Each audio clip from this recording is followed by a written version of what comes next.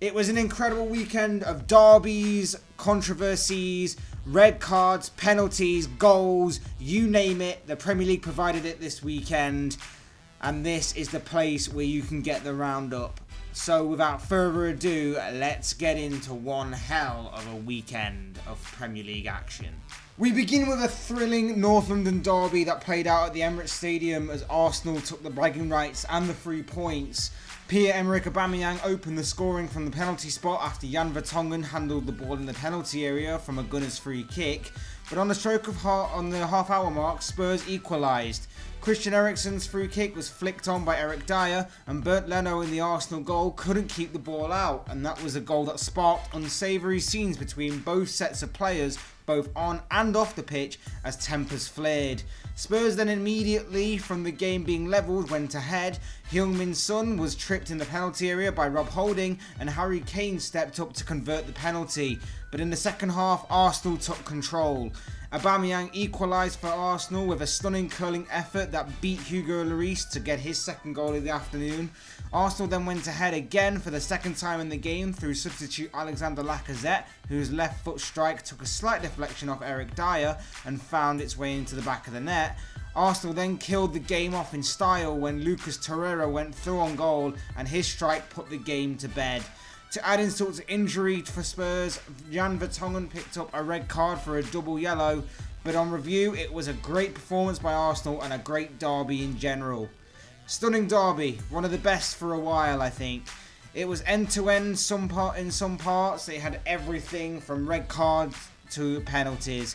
Arsenal were electric at times, it was superb to watch for the neutrals. Slightly worrying for Tottenham that they were so good against Chelsea last weekend, but then so poor in major stages against Arsenal this week. But take nothing away from Unai Emery's Arsenal. Their pressing was great, they unnerved Tottenham, and the atmosphere was electric. Up next for the Gunners is Manchester United, and with the way that they've been playing in recent weeks, Arsenal will be licking their lips at this fixture. But as for Tottenham, they'll be looking to bounce back when they face Southampton on Wednesday. Our next game saw a very late Divock Origi goal that helped Liverpool to a 1-0 victory in the Merseyside Derby in what was an end-to-end game at Anfield. Both sides had chances to break the deadlock but were wasteful in front of goal. The Toffees had the earliest chance through Yerry Mina, who headed wide before Sadio Mane fired over for the Reds. Alisson was then called into action, making an incredible instinctive save from Andre Gomez from point-blank range. A save that Joe Gomez followed up with by clearing off the line, before Xherdan Shaqiri forced Jordan Pickford into making a close-range save at the other end. Mane had a couple of opportunities in the second half, but failed to hit the target at all. Mohamed Salah also had a shot that went wide of the mark as Everton continued to battle back, and it seemed the point would be what both sides had to contend with, but it was the forgotten man of Liverpool that stood up when it mattered most and grabbed an all-important goal. Moments before the deadlock was broken, the Belgian forward hit the post from close range after the ball broke to him from a corner, but on the second time of asking, Origi made no mistake in scoring. A short free kick from Alisson to Trent Alexander-Arnold led to the youngster whipping in a cross which was headed away by Mina. The ball failed to Van Dijk, who sliced his effort on goal, and it hit the top of the crossbar. Pickford in the Toffees' goal flapped and lost control of the ball, and the ball kindly fell to Origi, who gambled on Pickford spilling it, and he had the simple task of heading home. It's a huge win for Liverpool. It was a tough and frustrating game, but to win it in that style will be a relief to all involved. And the celebration for the goal and when the win was guaranteed shows you just how much it meant to the club. Shout out to Origi as well. Incredible attitude for how he was seemingly pretty much out the door this summer at Anfield. He came back and had the right attitude, and over this busy period of time where the games are coming thick and fast, we may be seeing a bit more of him in the coming weeks. As for Everton, it's a bit of a blow to lose it how they did. They battled pretty well throughout the game and had their chances to score or even win the game itself, but to lose the game by a goalkeeping error must be tough to take. They move on to Newcastle on Wednesday night, whilst on the same day, Liverpool take a trip to Burnley. Premier League leaders Manchester City kept up the pressure on the teams chasing them by beating Bournemouth 3-1 at the Etihad thanks to goals from Bernardo Silva, Raheem Sterling and Ilkay Gundogan. A result, I may add, that I guessed right in my preview video.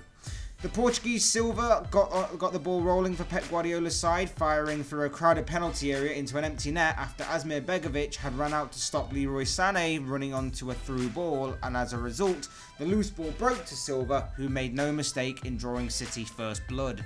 Bournemouth did go on to equalise close to half-time. Callum Wilson with a fine header gave the away side some hope going into the interval, but during the second half, City's quality really shined through and they went on to win the game. First, Raheem Sterling restored City's lead from close range after Begovic's save denied Danilo, but the winger was on hand to turn home the rebound. And then to add City's third goal, in Ilkay Gundogan's first time effort from Leroy Sané's cutback put the game to bed. City got the 3 points and remained top of the Premier League. Good win for City. They were probably pushed a lot more than they were expecting in this game, but they got the job done, and that's all that really matters. As for Bournemouth, they've had a pretty tough run as of late, and the results haven't been falling in their favour either. The wheels have slightly come off their season a little bit, but maybe they can bounce back to winning ways against Huddersfield in midweek's game. As for City, Watford await them on Tuesday. Our next game brings us to Chelsea's 2-0 victory over Fulham, where Pedro and substitute Ruben Loftus-Cheek helped Chelsea get back to winning ways in the Premier League and give new Fulham boss Claudio Ranieri his first loss at his new club. The Blues went ahead early on when N'Golo Kante broke up play and ran at the Fulham defence before slipping in Pedro, whose cool and finessed finish opened the scoring. Fulham had a good couple of opportunities to equalise. The best chances all fell to Callum Chambers on more than one occasion, but the Blues goalkeeper Kepa was equal to all his efforts. Chelsea put the game beyond doubt late on when some good play between Eden Hazard and Pedro set up Ruben Loftus-Cheek to strike home. The result puts a little bit of pressure, it did put a little bit of pressure on Liverpool to get a result against Everton, which they did, whilst for Fulham, they're still rooted to the bottom of the Premier League, but there were some positives to take away from this game. Back to winning ways for Chelsea, I'd probably say they're a safe bet for top 4. There may be a chance of them even reaching second, but they'll need to keep up the pace to have any hope of doing that, and I hope one of the two teams above them will slip up. As for Fulham, Ranieri may be able to breathe new life into this squad and save them from this relegation fight. I've seen enough in the 2 games already that he's been in charge of and to believe there's a lot more he can do with this squad, and if he sorts out the defensive side of this game, they may stand a chance of surviving this year. Wolves await Chelsea midweek, whilst Fulham host another former club of Ranieri's in Leicester, the club who he guided to an unbelievable title victory a few seasons ago. Our next game saw 4 goals in the first half evenly split, and that was basically the story as Southampton let a 2-goal lead slip to Manchester United. The Saints took the lead through Stuart Armstrong when his strike beat David De Gea just before the quarter-hour mark, and 7 minutes later the Saints rather surprisingly doubled their lead through a superb Cedric Suarez free kick. Then came the comeback. First, Marcus Rashford battled and won the ball before setting up Romelu Lukaku, who with probably the best first touch he's ever produced, fired into the back of the net to half the deficit. Moments later, Rashford again was involved as he ran to the byline before cutting the ball back for Ander Herrera, whose little flick found its way into the back of the net to equalise. The score remained deadlocked until the end of the game. The Saints gain a valuable point, although they won't be happy with letting a 2-goal lead slip, whilst United will see that they were fortunate to come back from 2 goals down, but serious questions need to be asked. Good point for Southampton in some ways, but on the other hand, losing a 2-goal lead could be seen as 2 points lost. They remain in the relegation zone, but there were a few positives that they can take away from this game going forward. As for United, poor result and serious questions need to be asked about the players, the board, and especially the manager. A dull 0-0 draw last week against Palace, a fortunate narrow 1-0 win against Young Boys midweek, and now a 2-2 draw with Southampton from going 2 goals down doesn't exactly paint a great picture. Arsenal are up next, and if they're to build upon their performance in the North London Derby, I dread to think of what the scoreline United will be on the receiving end of in this game. Friday night's game saw a second half comeback from Cardiff help them towards their 3rd victory of the season as they beat Wolves 2-1 to add to their woes of recent weeks.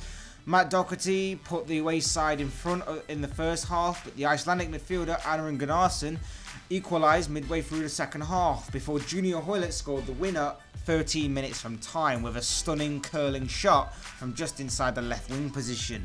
The result leaves Cardiff in 16th, whilst Wolves, who are now without a win in 6 games, are down to 12th.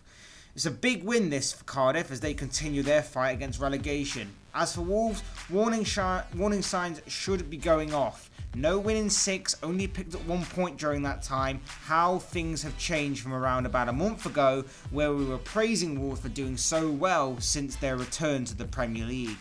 Things don't get any easier for them though, as their next opponents are Maurizio Sarri's Chelsea, whilst Cardiff will be on a trip to London when they take on West Ham. The next game we're going to be focusing on is where a Javier Hernandez brace and a Felipe Anderson goal helped West Ham to their 4th victory of the season, and in the process put a stop to Newcastle's winning form they've discovered as of late.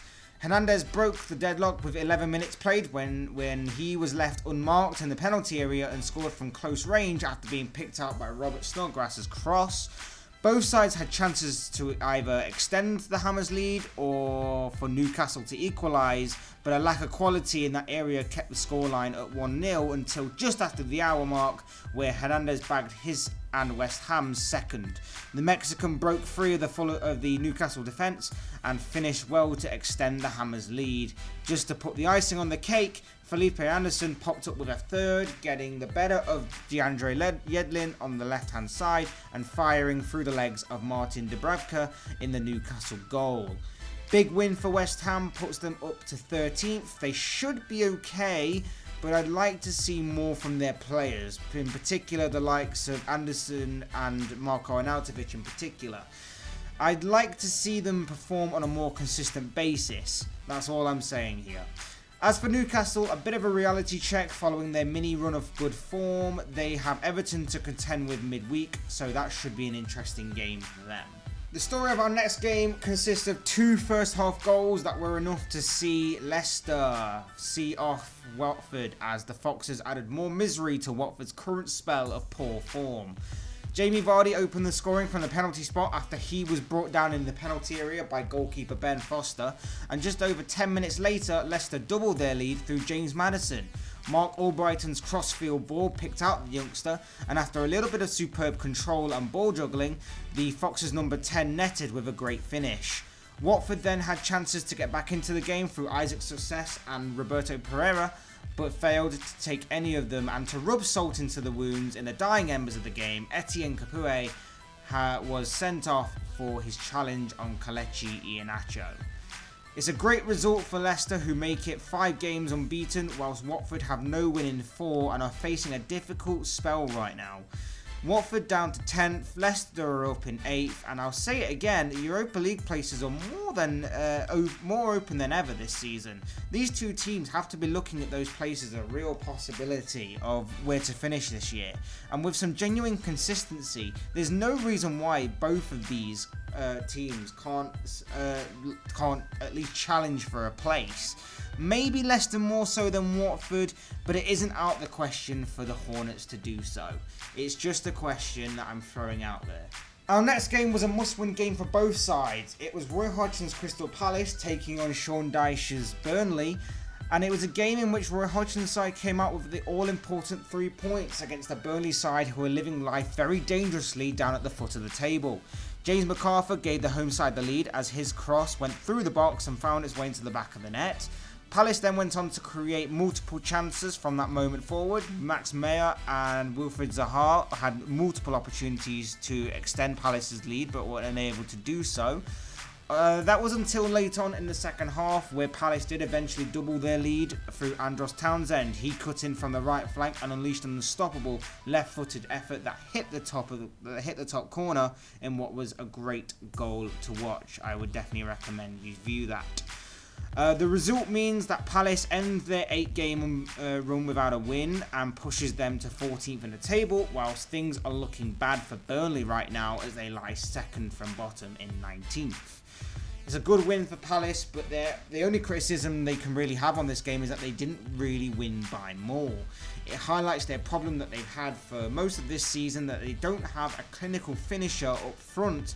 But a positive is that Max Meyer had a great game, and hopefully we'll get to see more of him going forward. As for Burnley, they sit 19th and are playing really poorly right now, and things aren't set to get any easier for them as they face Liverpool in midweek's Premier League action. And our final game saw a game-changing red card as Brighton came from behind to beat 10-man Huddersfield at the John Smith Stadium.